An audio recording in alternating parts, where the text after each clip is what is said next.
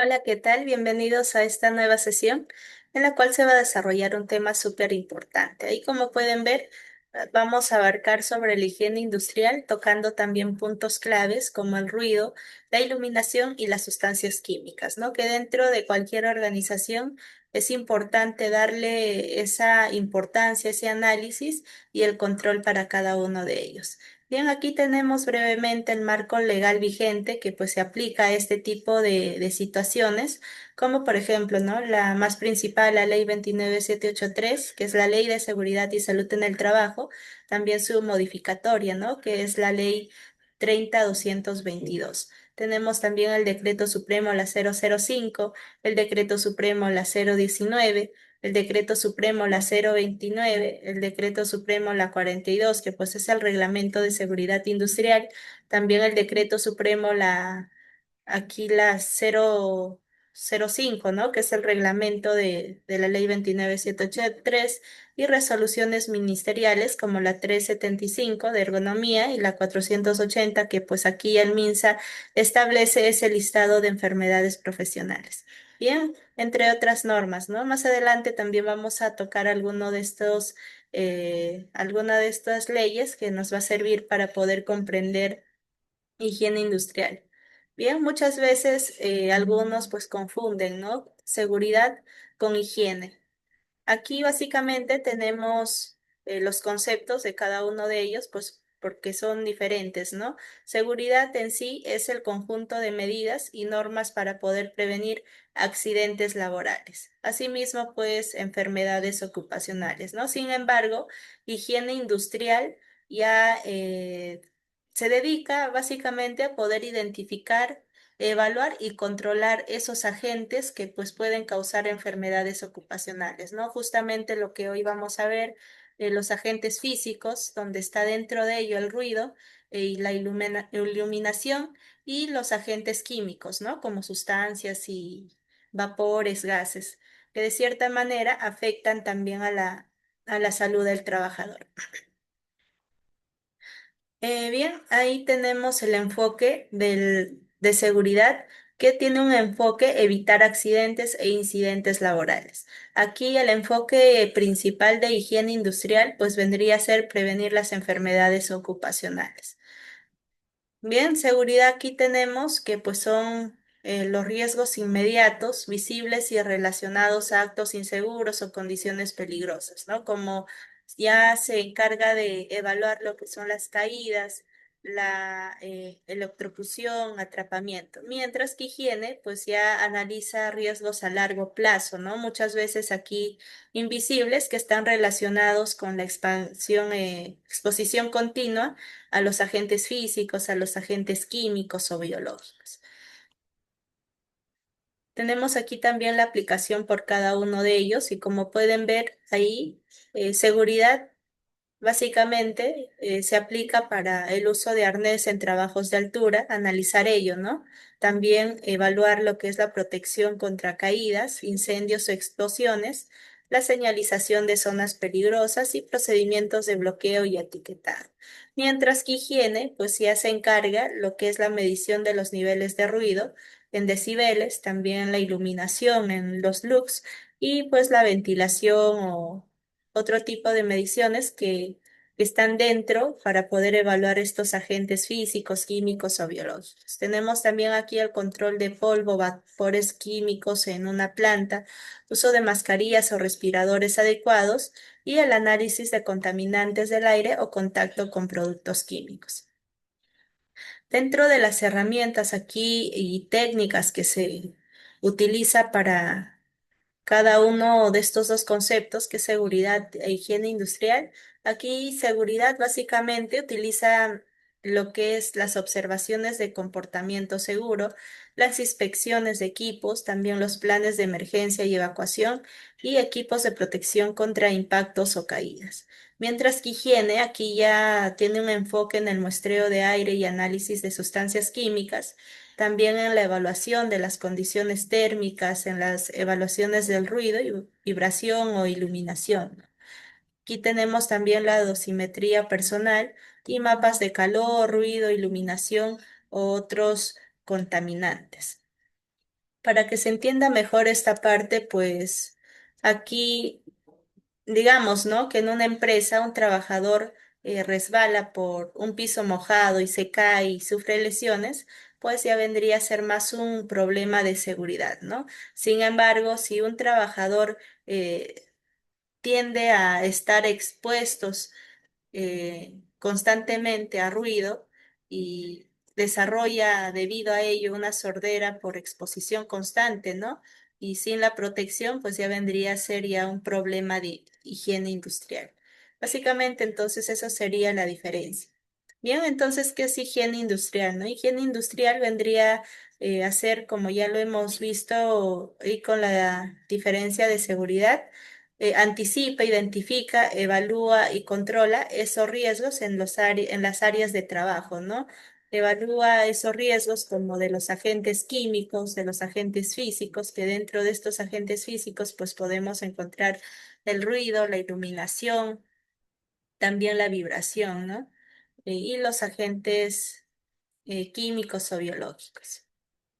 El objetivo principal de higiene industrial pues es prevenir y controlar esos riesgos que pues hemos mencionado, ¿no? Los riesgos químicos, los riesgos físicos o los riesgos biológicos dentro del área de trabajo. Que si bien es cierto, cada organización y de acuerdo a la actividad que pues se dedica, ya sea a producción, a fabricación o a mantenimiento o diversos otras áreas, cada uno de ellos pues tiene sus especificaciones y necesidades que varían, ¿no? Cada uno y cada organización pues debe de saber cómo es que van a prevenir y controlar esos riesgos a los que están expuestos sus trabajadores, justamente para poder evitar que desarrollen algún tipo de enfermedades ocupacionales. Bien, aquí tenemos la legislación dentro de la higiene industrial, que como ya hemos mencionado algunas leyes, algunos decretos, es importante también mencionar otros. Y aquí en 1964, pues se establece, ¿no? El Decreto Supremo, la 42, que pues es el Reglamento de Higiene y Seguridad Industrial. Este reglamento pues establece los requisitos mínimos que deben de cumplir las empresas para poder proteger a sus empleados de los riesgos laborales, ¿no? Aquí ya nos habla de sustancias peligrosas. En el año 1965 aparece lo que es el Decreto Supremo, la 029, y este es el reglamento para la apertura y control sanitario de plantas industriales, ¿no? Aquí ya se empezó a hablar de términos como iluminación, la temperatura y la humedad. Minsa en el año 1997 saca la Ley General de Salud, que pues es la ley 26.842, ¿no? Aquí ya pues habla de agentes ambientales y nos brinda también valores permisibles para algunos agentes. En el año 2005 está el Decreto Supremo, la 015, que pues ya aquí aprueba el reglamento sobre los valores permisibles para los agentes químicos en los ambientes de trabajo. En el año 2008, pues está la resolución ministerial, la 480 del MINSA, que vendría a ser, ¿no? La norma técnica de salud, y aquí que establece ese listado de enfermedades profesionales, enfermedades ocupacionales. Ese mismo año, pues está presente la resolución ministerial a 375, que pues es la norma básica de ergonomía y de procedimientos de evaluación de riesgos disergonómicos, ¿no? Y en el año 2011, pues ya se establece la ley 29783, que es la ley de seguridad y salud en el trabajo. Bien, tenemos aquí los tipos de agentes contaminantes e higiene industrial, ¿no? Se clasifica básicamente esto según su naturaleza y también su forma de afectar al organismo del trabajador, ¿no? Principalmente se puede dividir en tres grandes grupos, ¿no? Como ya lo hemos mencionado, en agentes físicos, en agentes químicos y en agentes biológicos. Estos agentes físicos, pues básicamente son formas de energía que pues al estar presentes en el ambiente laboral pueden afectar también la salud del trabajador. Ahí podemos ver, ¿no? El ruido que vamos a especificar más adelante. También están las vibraciones, la iluminación, la temperatura extrema, ¿no? Ya sea pues temperaturas muy altas o temperaturas muy bajas. También están las radiaciones y la presión atmosférica. Ahora, en el grupo de agentes químicos, pues ya están presentes esas sustancias en el ambiente de trabajo que pueden entrar al cuerpo del trabajador por distintas vías, ¿no? Como inhalación, ingestión o contacto con la piel, que también más adelante vamos a ver todo más a detalle. Ahí podemos observar que dentro de los agentes químicos están los gases, como el monóxido de carbono, también los vapores, los polvos, los humos metálicos de soldadura y las neblinas o aerosoles, ¿no? Y dentro de los agentes biológicos, pues ahí podemos ver a los virus, bacterias, a los hongos o parásitos, que pues son organismos vivos o que pueden, ¿no? Generar infecciones, alergias o otras enfermedades relacionadas con estos agentes biológicos.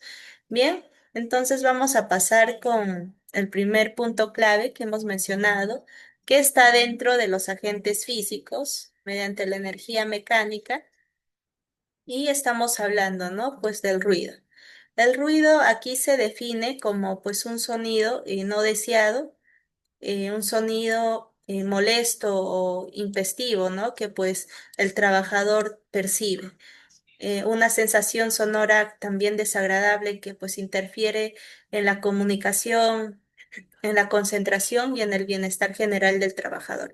Pero más allá de ser simplemente una molestia y el ruido, pues puede convertirse también en un riesgo peligroso, ¿no? Para la salud del trabajador.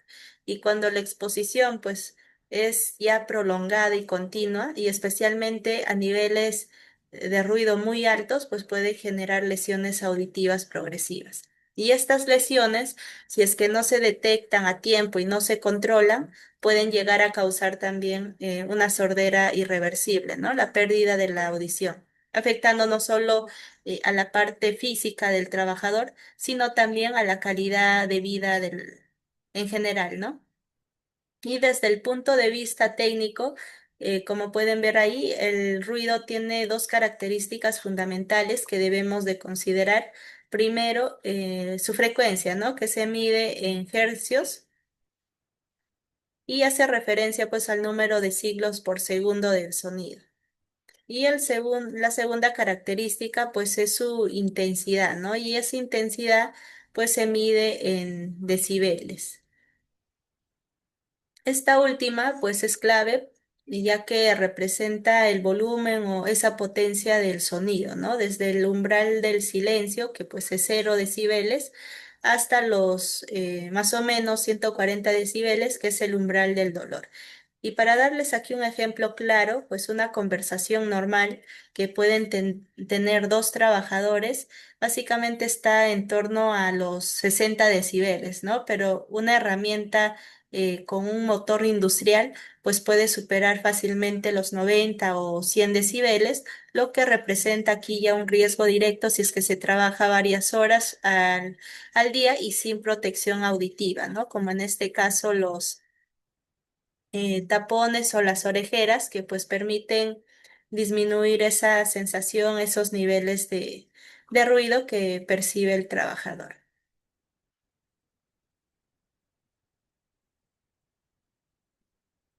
Bien, aquí tenemos la base legal donde nos va a permitir ver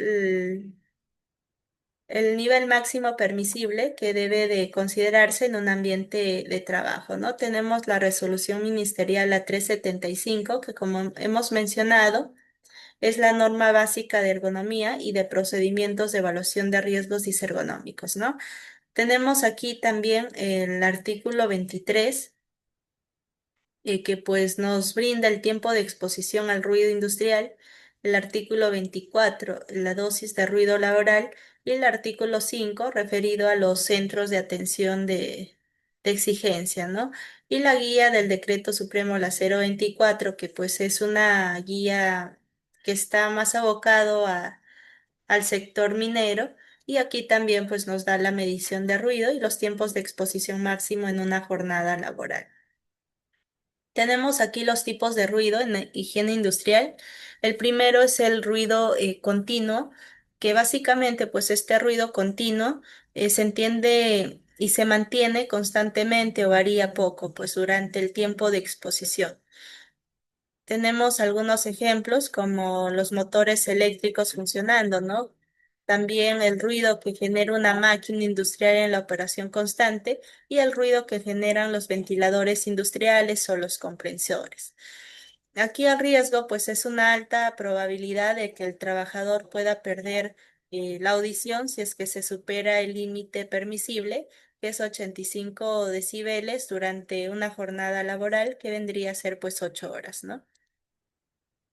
Tenemos también el ruido intermitente que aparece ya y desaparece en algunos intervalos de tiempo, alternando entre periodos de ruido y silencio, ¿no? Algunos ejemplos que se pueden mencionar de este tipo de ruido que se presenta es en las prensas mecánicas que operan en siglos, también en las alarmas o sirenas ocasionales o en el tráfico vehicular en las zonas con pausas, en este caso las intersecciones. Aunque aquí el riesgo es el promedio, puede ser también bajo, ¿no? La exposición frecuente también pues puede acumular efectos negativos si es que no hay esas pausas adecuadas o si es que no se están usando los EPPs adecuados. Finalmente tenemos aquí el ruido impulsivo o de impacto, que es un ruido breve, pero intenso y repentino, ¿no? Con una duración menor a un segundo, pero con un alto nivel de presión sonora. Uno de los ejemplos, pues, son, y más comunes, los golpes de martillo sobre metal, las explosiones o disparos, o las descargas de aire comprimido o pistolas neumáticas. Aquí el riesgo es muy peligroso, ya que pueden causar también daño auditivo inmediato, ¿no? Incluso con exposiciones cortas, el trabajador va a requerir atención especial en su medición y control. Bien, tenemos aquí los efectos del ruido, lo que ya mencionamos, digamos el efecto más común y grave del ruido laboral es la pérdida auditiva inducida por ruido, ¿no? Se trata ya de esa disminución progresiva de la capacidad para poder oír y en este caso pues es causada por la exposición prolongada a niveles de sonido superiores a los límites permisibles que como hemos mencionado es de 85 decibeles para una jornada laboral de 8 horas, ¿no? Y este tipo de daño suele ser irreversible y ocurre sin dolor, ¿no? Lo que pues hace que muchas personas, muchos trabajadores no se den cuenta hasta que recién en un largo plazo pues no perciban los sonidos adecuadamente. El ruido constante o excesivo en el lugar de trabajo puede actuar también como un estresor crónico, ¿no? Es por ello que otro efecto del ruido es el estrés. Este estrés es provocado, ¿no? Por el ruido que afecta el bienestar emocional del trabajador. Y también pues puede alterar algunas funciones fisiológicas como la presión arterial o el ritmo cardíaco. Tenemos también ahí la fatiga física y mental, que pues aquí el ruido excesivo obliga al cuerpo del trabajador y también al cerebro a poder, digamos, esforzarse más para poder realizar las tareas. También una disminución de rendimiento laboral, los trastornos de sueño, los problemas cardiovasculares y dificultad en la comunicación, ¿no? Este efecto, pues, es importante tomarle también la importancia, ya que interfiere en esa comunicación entre los compañeros de trabajo, ¿no? Aumenta ya esos malentendidos y puede generar condiciones inseguras. Para darle una correcta gestión a este ruido, tenemos tres fases fundamentales. El primero es el reconocimiento, ¿no? Identificar cuáles son esas fuentes de ruido, esas fuentes emisoras. También definir algunas y delimitar las zonas de donde se emiten los ruidos elevados. También seleccionar cuál va a ser el método de evaluación y determinar qué instrumentos o qué equipos se van a hacer uso. La segunda fase es la evaluación, que aquí pues ya se emplea algunos métodos e instrumentos señalados. También ya se cuantifican, ¿no? Periódicamente en función del riesgo. Y finalmente la fase del control de ruido, que aquí ya hace uso de muchas jerarquías, ¿no? Como por ejemplo el control de ingeniería, controles administrativos como el entrenamiento para el trabajador y la capacitación, ¿no? Digamos, para el correcto uso de las orejeras o del tapón, y también equipos de protección personal. Bien, tenemos aquí el nivel de ruido y tiempo de exposición en una jornada laboral, ¿no? Aquí tenemos dos normativas que pues hemos mencionado, ¿no? La resolución ministerial la 375 y la guía de ruido del decreto supremo la 024. Estos límites máximos permisibles de exposición que nos brinda tanto la resolución ministerial la 375 y el decreto supremo la 024, que como se pueden dar cuenta, para una jornada laboral de 8 horas, ambos coinciden, ¿no? En el nivel permisible de 85 decibeles, tanto para la resolución ministerial la 375 y para el decreto supremo la 024.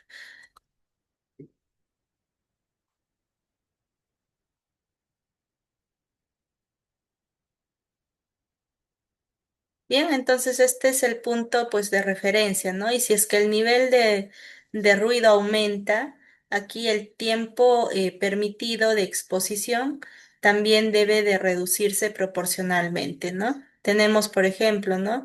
88 decibeles y si nos damos cuenta, disminuye a 4 horas. Ahora, si aumenta a 91 decibeles, aquí pues disminuye también a 1 hora y media. ¿Y por qué sucede esto? Pues porque nos dice, ¿no? Que donde si se incrementa aquí 3 decibeles, por cada 3 decibeles que se incrementa el nivel de ruido, aquí las horas pues tiene que disminuirse, ¿no? Por lo menos a la mitad. Tenemos 8 horas, se está disminuyendo a 4 horas y de esta manera sucesivamente, ¿no? Por ejemplo, ¿no? Aquí tenemos 88 decibeles y el tiempo máximo permitido baja a 4 horas.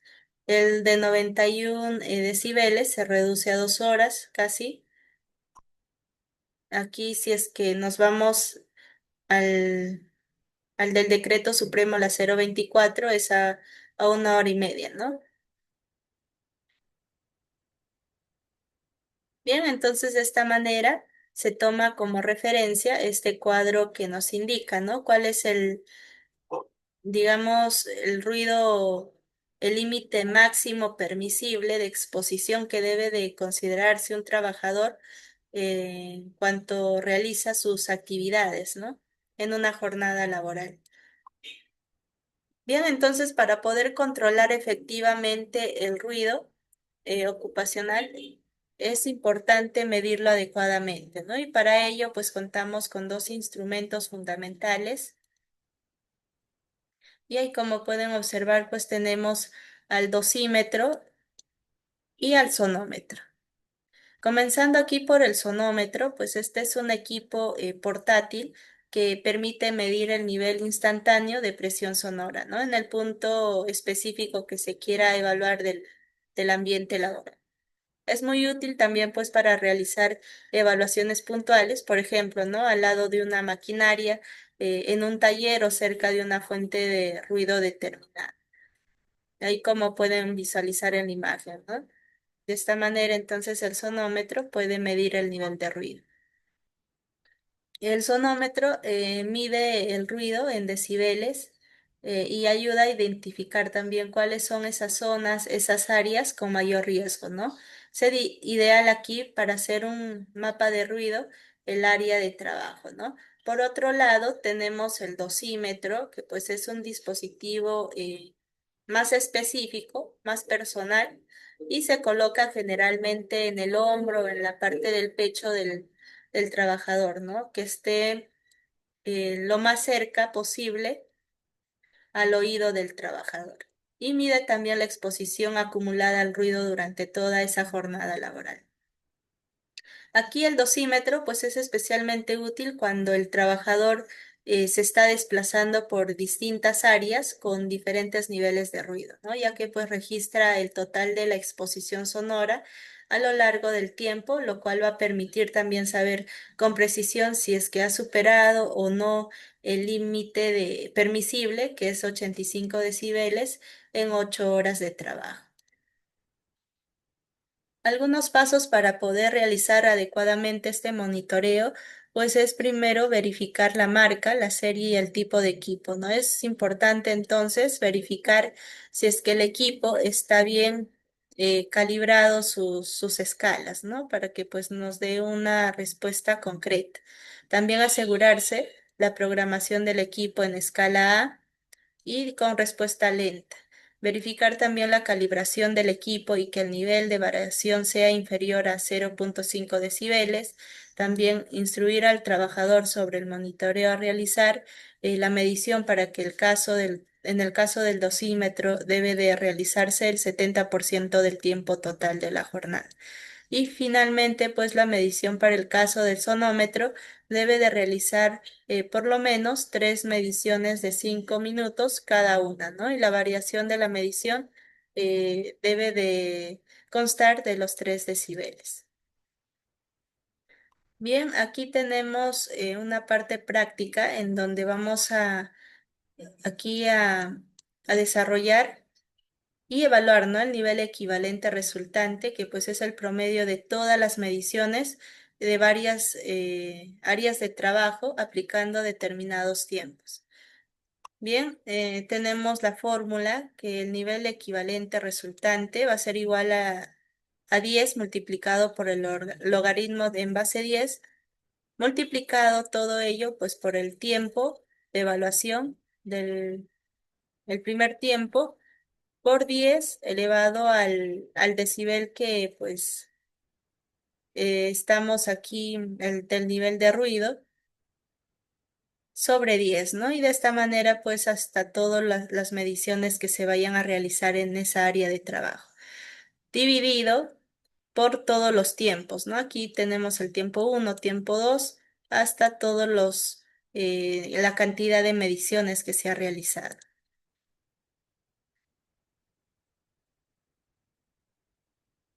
Bien, tenemos aquí el caso que nos menciona, pues, un trabajador de la industria automotriz está expuesto a las siguientes fuentes de ruido y al realizar el monitoreo de cada una de las fuentes de ruido se obtienen los siguientes datos, ¿no? Tenemos 3 fuentes de ruido, una primera fuente, una segunda fuente y una tercera fuente.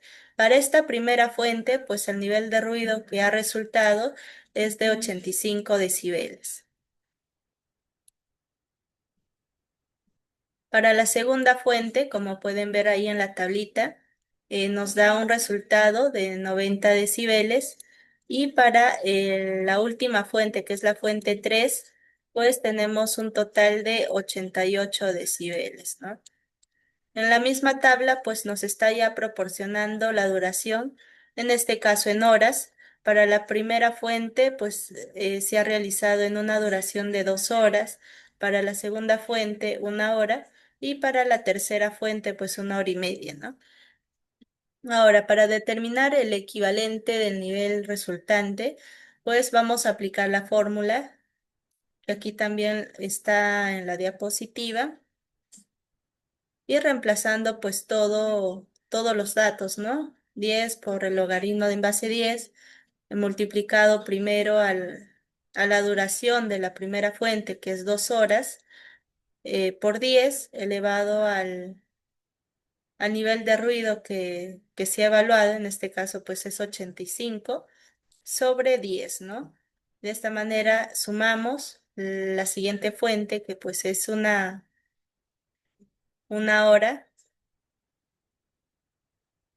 en la duración de la segunda evaluación, por 10 elevado pues al nivel de ruido, que es 90 sobre 10, ¿no? Más la tercera fuente, que es la duración de 1.5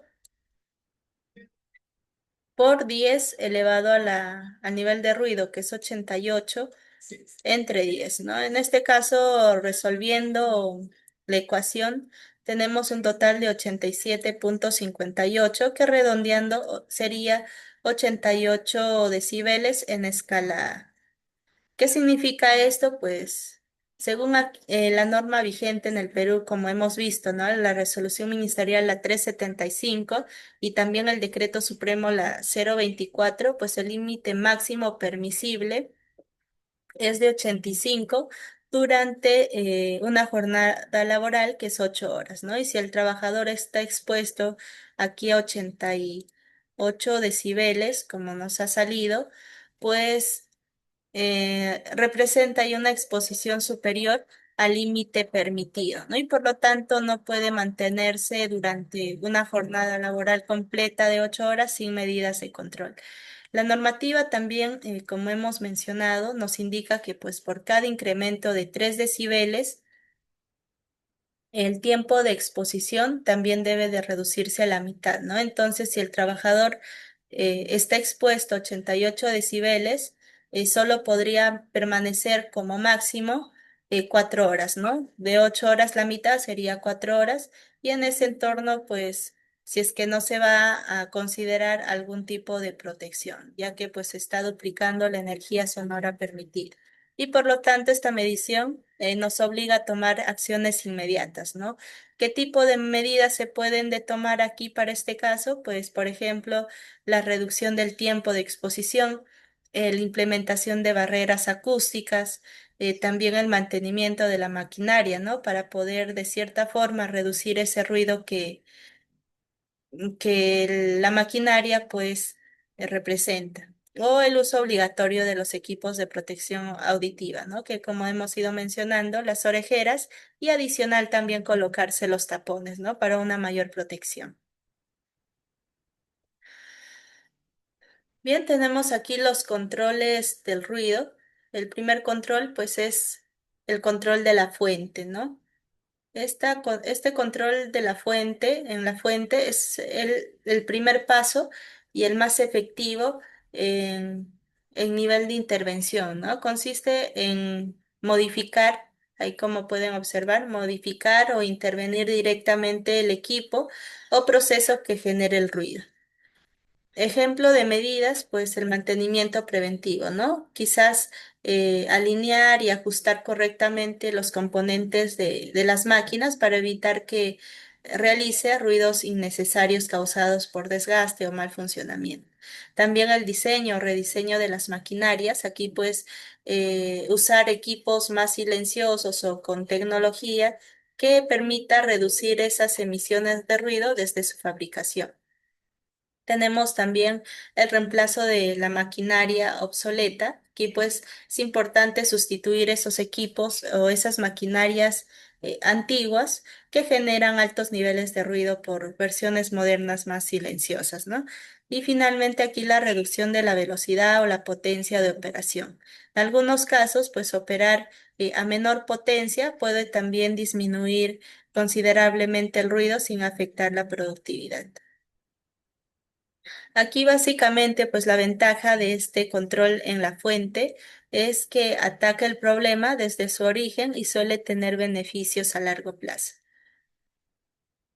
La segunda medida o control es el control en el medio, ¿no? O en el camino de propagación.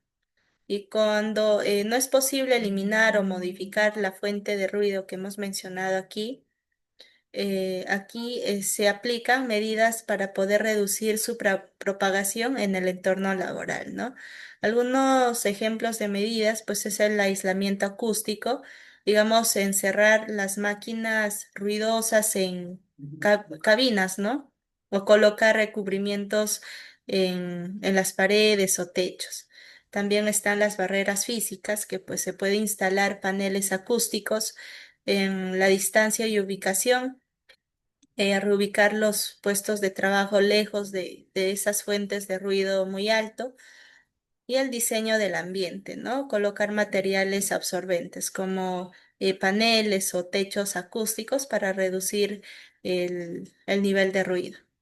Aquí la ventaja es que protege a múltiples trabajadores al mismo tiempo y mejora también las condiciones generales del ambiente.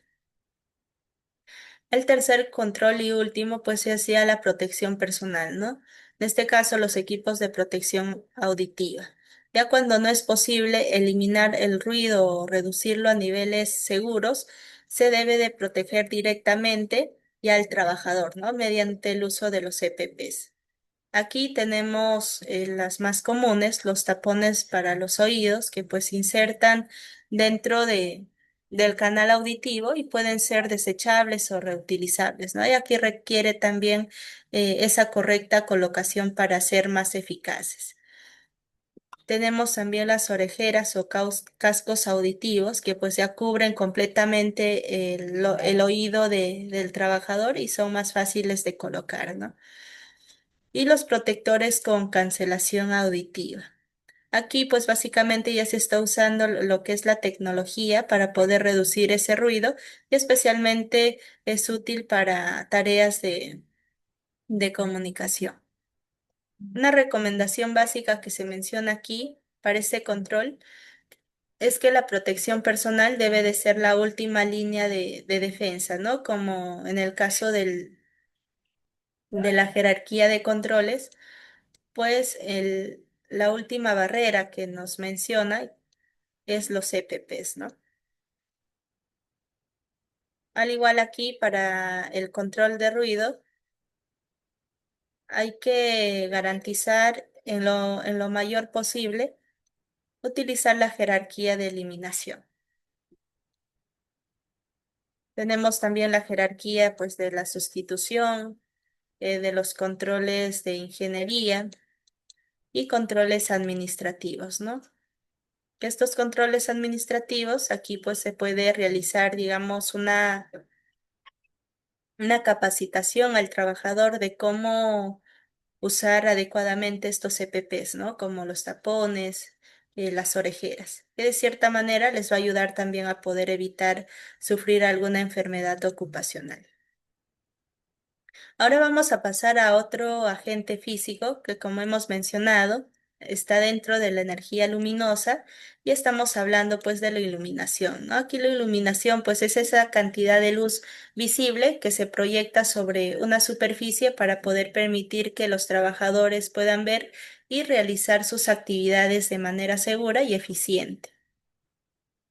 La exposición, al igual que el ruido, aquí esta exposición prolongada a una iluminación inadecuada en el entorno laboral puede causar para el trabajador fatiga visual, dolores de cabeza, también la disminución del rendimiento o aumento de errores y accidentes.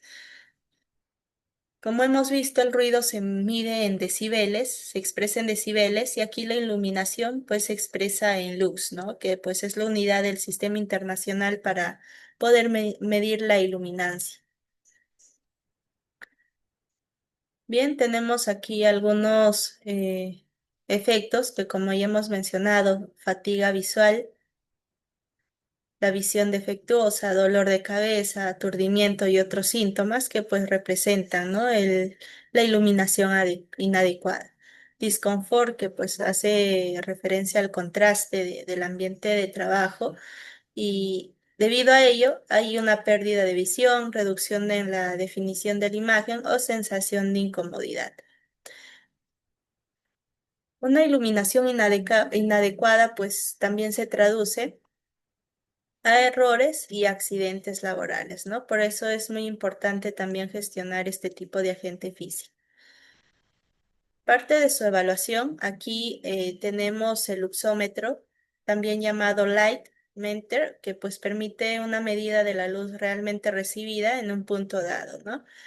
Tenemos las normativas aplicables, de igual manera que del ruido, tenemos la resolución ministerial a 375, que pues es la norma básica de ergonomía y de procedimientos de evaluación de riesgo disergonómicos, ¿no?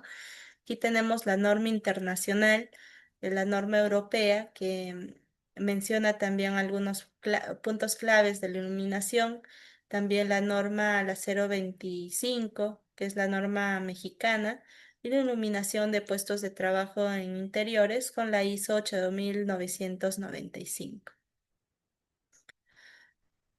Nosotros tenemos aquí algunos cálculos que pues están dentro de la evaluación de la iluminación, como el nivel de iluminación, que es el promedio de todos los puntos medidos, ¿no? Aquí tenemos la fórmula, todos los puntos medidos en lux sobre el número de cantidad de puntos medidos. Tenemos el número de puntos que aquí se va a aplicar de acuerdo a la norma mexicana, la 025, sobre condiciones de iluminación en centros de trabajo. Para nosotros tener el número mínimo de puntos de medición, primero debemos de hallar lo que es la constante de salón, ¿no? Y como pueden observar ahí, tenemos la fórmula que vendría a ser la longitud del área del ambiente que se va a analizar por el ancho, ¿no? Sobre esto, la altura de las iluminarias desde tomado, ¿no? Desde el plano de trabajo. Multiplicado ello por la sumatoria de la longitud por el ancho. Aquí tenemos entonces la fórmula para el número mínimo de puntos de medición, que es la constante de Salón, más 2 elevado a la 2. Considerando ello, pues aquí vamos a analizar también otro caso que nos menciona, determina el número mínimo de puntos de medición necesarios para un ambiente de trabajo de un taller automotriz, ¿no? Donde el nivel de trabajo es de 0,85 y nos está dando pues la altura a la mesa de trabajo, ¿no? Y cuyas dimensiones del taller es de 28,6 metros por 48,7 metros y una altura de 8 metros desde el piso, ¿no? Hasta el techo, considerando el plano de las iluminarias, el techo de la planta. Bien, entonces para hallar aquí el número de puntos de medición, primero tenemos que hallar, como ya hemos mencionado, la constante de Salón. Para ello, como nos menciona que la longitud es de 28,6 metros, vamos a multiplicarlo ahí en el nominador con el ancho que es 48,7 metros. Dividido ello por la altura de las iluminarias tomada desde el plano de trabajo, ¿no? Aquí tenemos la altura, que es 8 metros, aquí como menciona, la altura de 8 metros menos la altura de la mesa de trabajo, que pues es 0,85, ¿no? Multiplicado por la sumatoria tanto de la longitud más el ancho del área de trabajo. Desarrollando cada una de estas operaciones, pues tenemos la constante de Salón de 2,52 y redondeándolo, pues tenemos la constante de Salón de 3, ¿no? Obtenido ya este resultado, pues ya podemos hallar lo que es el número de puntos de medición. Para ello, aplicamos, ¿no?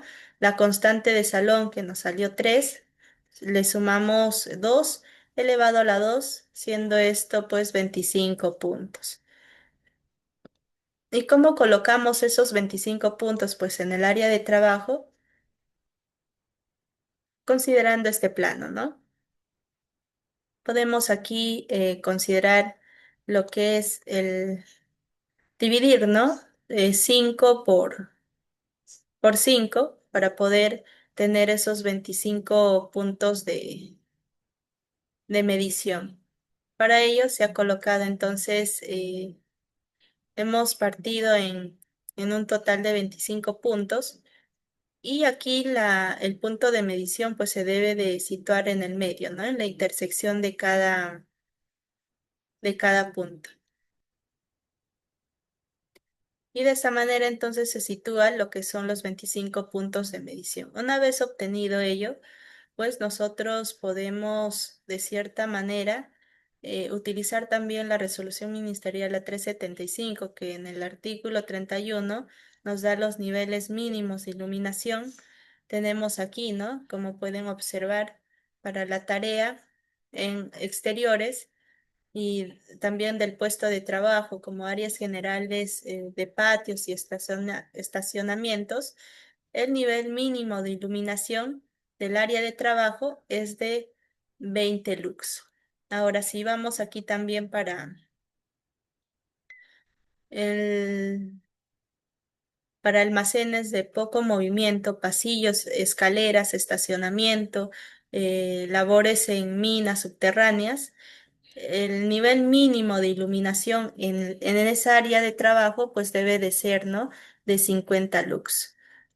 Tenemos aquí también para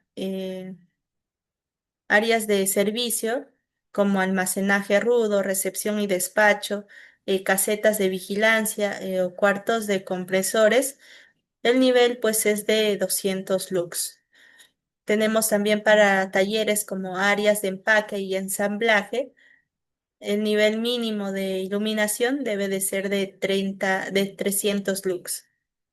Ahora si pasamos a otros talleres que consideran una mayor precisión en sus actividades, como las salas de cómputo, áreas de dibujo, laboratorios, el nivel mínimo de iluminación debe de ser de 500 lux.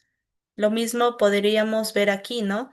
Para talleres de alta precisión de pintura y acabado de superficies y laboratorios de calidad, pues de 750 lux. Y para el caso, pues se está considerando en un taller de automotriz que básicamente pues es parecido a un taller de pintura, ¿no? Para ello pues se ha considerado aquí un nivel de iluminación mínimo de 750 que nosotros podemos dividirlo por 25, que nos ha salido aquí el punto mínimo de medición, y dividiendo pues tenemos 30 lux, ¿no?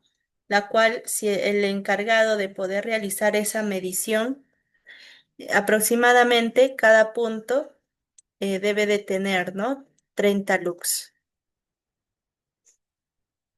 De tal manera, pues, el total de todas estas iluminarias sea por lo menos 750 lux, lo que nos menciona, ¿no? La resolución ministerial 375. Para el caso, tenemos aquí las medidas de control, por ejemplo, ¿no? Implementar un programa de mantenimiento preventivo a las iluminarias, también tener en cuenta la ubicación de esos puestos de trabajo de manera que exista brillo, también implementar un programa de conservación visual y mantener limpias las ventanas y llevar a cabo mantenimiento de las fuentes de luz, ¿no? Esto con el objetivo de poder también considerar dentro del área de trabajo, pues la luz natural.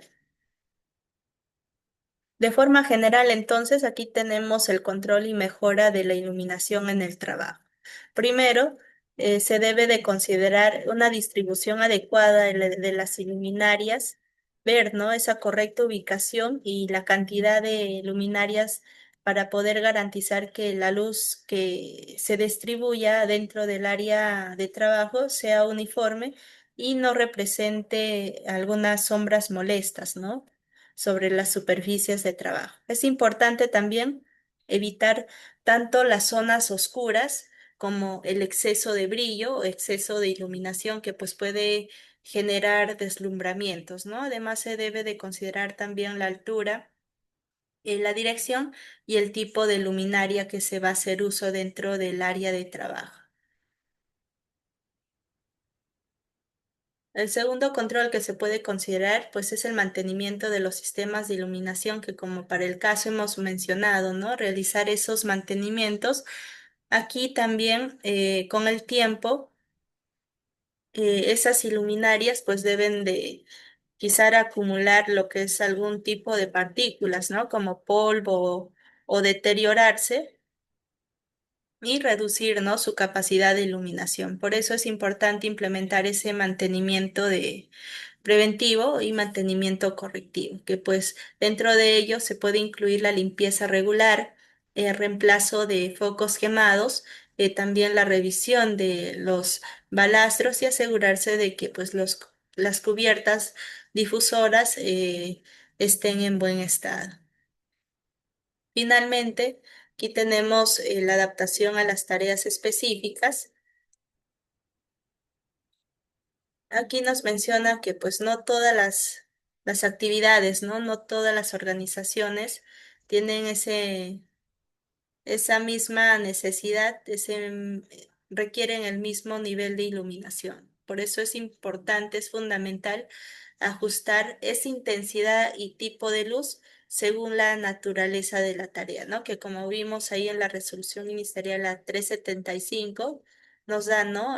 Por cada puesto de trabajo y por cada tarea visual, cuáles son esos niveles mínimos de iluminación, ya que pues cada actividad tiene sus especificaciones, tiene sus necesidades.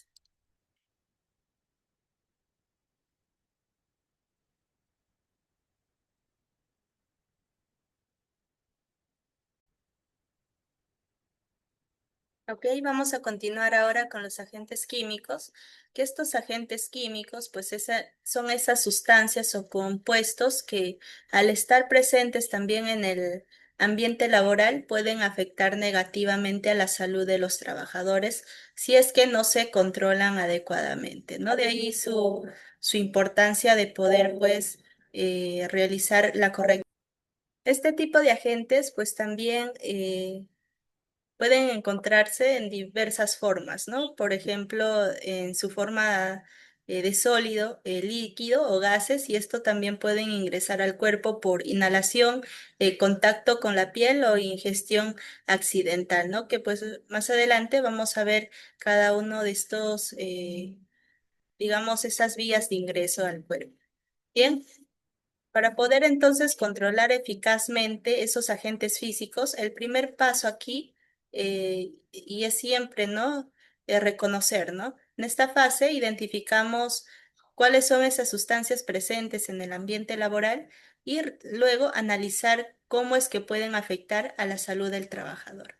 Los agentes químicos en sí, pues pueden ser orgánicos, naturales o sintéticos, pero por lo general todos tienen en común que pues carecen de vida propia, ¿no? Y pueden estar presentes en distintos estados en el entorno laboral. En lo general, ahí como pueden ver, se clasifican en dos grandes grupos, los agentes químicos gaseosos, que dentro de ello incluyen los gases, como pues el monóxido de carbono o el amoníaco, también los vapores que se encargan ya cuando una sustancia líquida se evapora, como los solventes, y los otros agentes, pues están los agentes particulados, ¿no? Y entre los cuales encontramos los polvos que se desprenden en procesos como el lijado o corte, también los humos producidos por combustión incompleta, las neblinas o nieblas que pues se generan al dispersarse los líquidos en forma de gases, ¿no? Y también los rocíos, que pues son dispersiones líquidas, pero con partículas más grandes. Viéndolo aquí, pues más los ejemplos por cada uno de estos agentes, tenemos los agentes químicos gaseosos. Aquí, ¿no? Para los gases, como hemos mencionado, el monóxido de carbono, el dióxido de nitrógeno, el cloro, exposición a dióxido de azufre, en vapores producidos, productos volátiles de benzol, el mercurio, también derivados de petróleo, ¿no? Tenemos aquí también los agentes químicos particulados. como los polvos, los humos, las neblinas y nieblas o rocíos, ¿no? Que pues hemos visto también cada uno de ellos en la diapositiva anterior. Bien, entonces en la fase de reconocimiento es primordial aquí ver cuáles son esas vías de ingreso al organismo de estos agentes químicos, ¿no? Dentro de estas vías de ingreso, pues está mediante la vía de respiratoria, la vía dérmica, la vía digestiva y la vía parental. Para ello tenemos aquí, una vez, ¿no? que ya se haya reconocido los distintos tipos de agentes químicos que pueden encontrarse en el ambiente laboral, es momento ya de poder entender cómo es que ingresan al cuerpo, ¿no? Y comienzan a generar efectos en la salud del trabajador. La mayoría de estas sustancias, pues, son lo que conocemos como las sustancias o xenobióticos, ¿no? Que pues en términos generales se refiere a esas sustancias químicas que pues no son producidas naturalmente por el cuerpo y que pueden resultar tóxicas o nocivas para la salud del trabajador. Es importante aquí destacar que pues que prácticamente toda sustancia química puede ser potencialmente dañina, ¿no? No solo por sus propiedades físicas o químicas, sino también por la vía por la cual entra al cuerpo.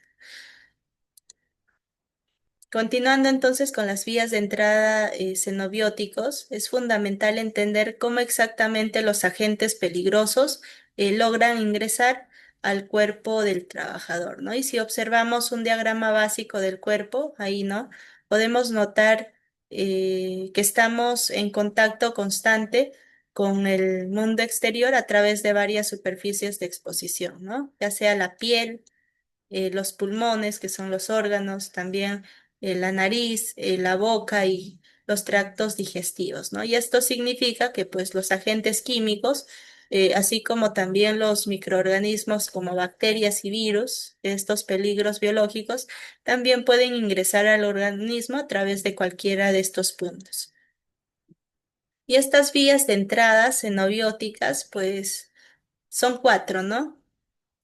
La vía respiratoria, que pues es por inhalación, que es la más común en entornos laborales, ¿no? Consiste básicamente en esa entrada de vapores, de gases o polvos a través del sistema respiratorio, ¿no? Y al inhalarse, pues estas sustancias pasan rápidamente a la sangre a través de los pulmones, lo que pues puede generar desde irritación leve hasta daños sistémicos graves. Tenemos también la vía dérmica, que se da más por la absorción, la vía digestiva por indigestión y sucede generalmente pues de manera accidental, ¿no? Por ejemplo, al consumir alimentos o bebidas contaminadas. Y finalmente tenemos aquí la vía parental, que pues es menos común en la industria en general, pero es importante también en ciertos sectores como el sector sanitario, ¿no? Aquí pues ocurre cuando una sustancia ingresa directamente al cuerpo a través de heridas o inyecciones accidentales o elementos contaminados que también pues rompen la piel.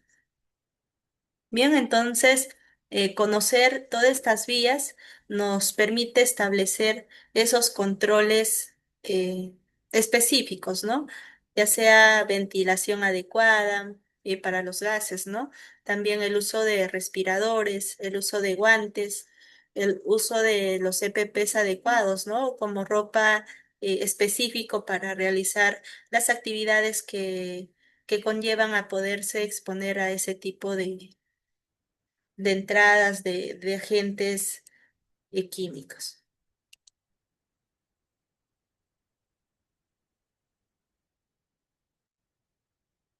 Bien, entonces pasamos aquí a la fase de evaluación de esos riesgos químicos en el trabajo. El primer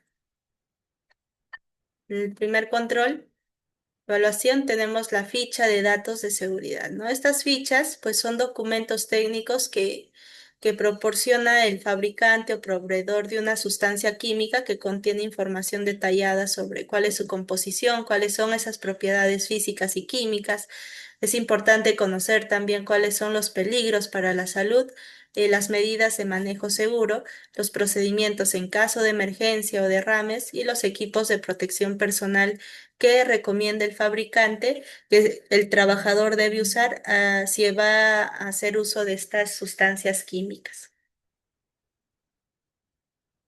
Bien, tenemos aquí la identificación de los peligros y evaluación cualitativa y cuantitativa.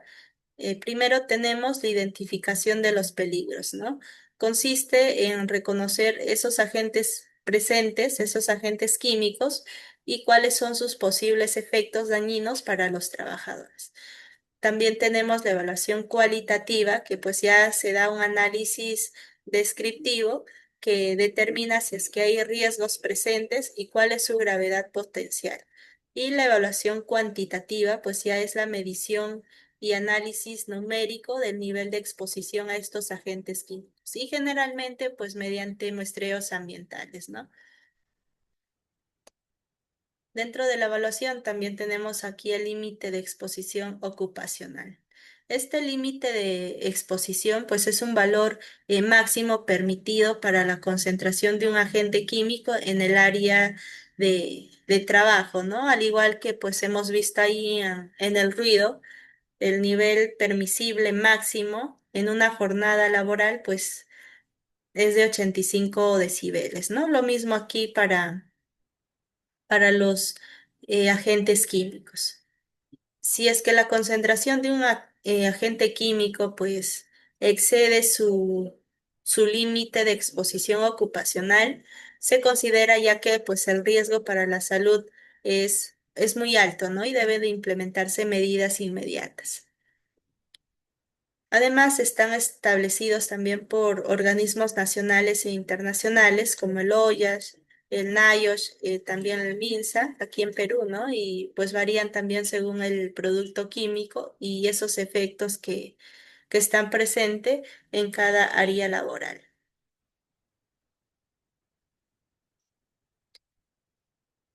Finalmente, tenemos aquí también el control de estas exposiciones a los agentes químicos, ¿no? Controlar esa exposición a sustancias químicas peligrosas es fundamental para poder proteger la salud de los trabajadores y de esta manera también pues evitar las enfermedades ocupacionales, ¿no? Tenemos aquí algunas estrategias que buscan pues minimizar o eliminar el riesgo, ¿no? Primero, la sustitución de sustancias peligrosas. Entonces, la mejor forma de poder controlar es justamente eliminar ese riesgo desde la fuente. Esto se logra pues mediante la sustitución de los agentes químicos peligrosos por otros menos tóxicos, ¿no? O menos peligrosos para la salud del trabajador. Por ejemplo, reemplazar solventes orgánicos tóxicos por otros menos dañinos. Tenemos aquí los controles de ingeniería que pues si es que no es posible sustituir lo que hablamos hace un instante, se deben de aplicar esos controles técnicos para poder limitar la dispersión y la concentración de esas sustancias, ¿no? Por ejemplo, la ventilación local extractora que pues captura todos esos contaminantes justo en su fuente antes de poder dispersarse en el ambiente. También la ventilación general o dilución y el encapsulamiento, ¿no? Que pues se hace uso de esas barreras físicas o equipos cerrados para poder aislar los agentes químicos. Tenemos aquí las prácticas seguras y los equipos de protección personal, ¿no? Que pues complementariamente aquí también se deben de seguir esos procedimientos seguros al momento de utilizar los EPPs. Por ejemplo, capacitar, ¿no? al personal, al trabajador sobre el manejo correcto de los EPPs, también de las sustancias químicas, evitar comer o fumar en áreas con exposición química, el uso obligatorio de guantes, mascarillas, gafas de seguridad y ropa adecuada según el riesgo y mantener limpias las áreas de trabajo y disponer correctamente los residuos químicos. Finalmente, aquí realizar el almacenamiento y señalización adecuada. Un correcto almacenamiento como bien lo menciona, pues evita derrames, evita esa contaminación y exposición accidentales, ¿no? Dentro de ello, pues podemos guardar los químicos en recipientes cerrados, también separar sustancias incompatibles, colocar señalización clara de advertencia y contar, ¿no?, con las áreas que sean exclusivamente para el almacenamiento y la manipulación segura de estos agentes químicos. Bien, para finalizar, vamos a ver aquí la evaluación y monitoreo, que pues, son procesos claves para poder identificar, para poder medir y controlar, ¿no?, la exposición a los agentes físicos y químicos en el ambiente laboral. Aquí, como primer, digamos, paso, es realizar un programa de monitoreo, ¿no?, de esos agentes físicos, tanto para el ruido, para la iluminación y para los agentes químicos en general. En ello, pues, debe de establecerse qué agentes se deben de monitorear, dónde y cuándo se van a realizar esas mediciones, ver, ¿no?, cuáles son esos puntos críticos y, y delimitar, ¿no?, cada una de esas áreas. Ver también y asignar quiénes van a ser los responsables de ese monitoreo, realizar también los métodos y protocolos estandarizados para poder obtener datos confiables. Y aquí también nos menciona, ¿no? Este programa ayuda a cumplir con normativas y a mantener las condiciones seguras y evitar que pues el trabajador pueda padecer de algún tipo de enfermedad relacionadas con estos agentes, tanto el ruido, la iluminación o los agentes químicos. Tenemos también el registro y análisis de datos, que básicamente ya comprenden en poder documentar detalladamente todos esos resultados que previamente se haya realizado, ¿no? Como la medición, que también cuente cuál ha sido esa fecha de la evaluación, dónde se ha evaluado y cuáles han sido esas condiciones resultantes y por quiénes han sido evaluadas. Realizar también esos análisis, ¿no?, comparando los resultados con los límites permisibles establecidos por las normativas. E identificar también algunas tendencias como las áreas que cuentan con mayor problema y con mayor exposición a estos agentes. Usar también instrumentos de medición es parte, ¿no?, de la correcta evaluación y monitoreo en higiene industrial, si es que se va a estar expuesto tanto a ruido, a iluminación o a los agentes químicos. Bien, entonces para obtener datos precisos y confiables, se utilizan instrumentos especializados, ¿no? Como ya lo hemos mencionado, para la iluminación se utiliza lo que son el luxómetro; para el ruido, el dosímetro, ¿no?, que pues mide la exposición personal al ruido durante la jornada laboral; y bombas de muestreo personal, que recogen muestras de aire en la zona respirable del trabajador para poder analizar cuál es esa concentración de los agentes químicos, ¿no? Y finalmente, visualizar cuál es esa frecuencia y criterios para una reevaluación, ¿no?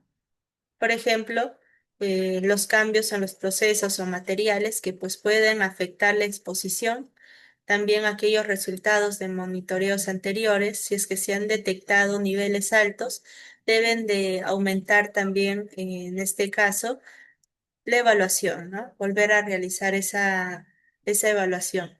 Las normativas locales y estándares internacionales que establecen mínimos para una reevaluación, y las situaciones esenciales y especiales para los incidentes, ¿no? Aparte de todo ello, entonces, es importante, si es que hubiese algún tipo de cambio, es fundamental también volver a realizar esa evaluación, ese monitoreo para ver pues cuál es el nuevo nivel de exposición de ruido, cuál es la iluminación que cuenta el trabajador, cuál es esa exposición a los agentes químicos, ¿no? Para poder evitar que pues a largo plazo el trabajador pueda padecer algún tipo de enfermedad ocupacional o que afecte su salud como tal.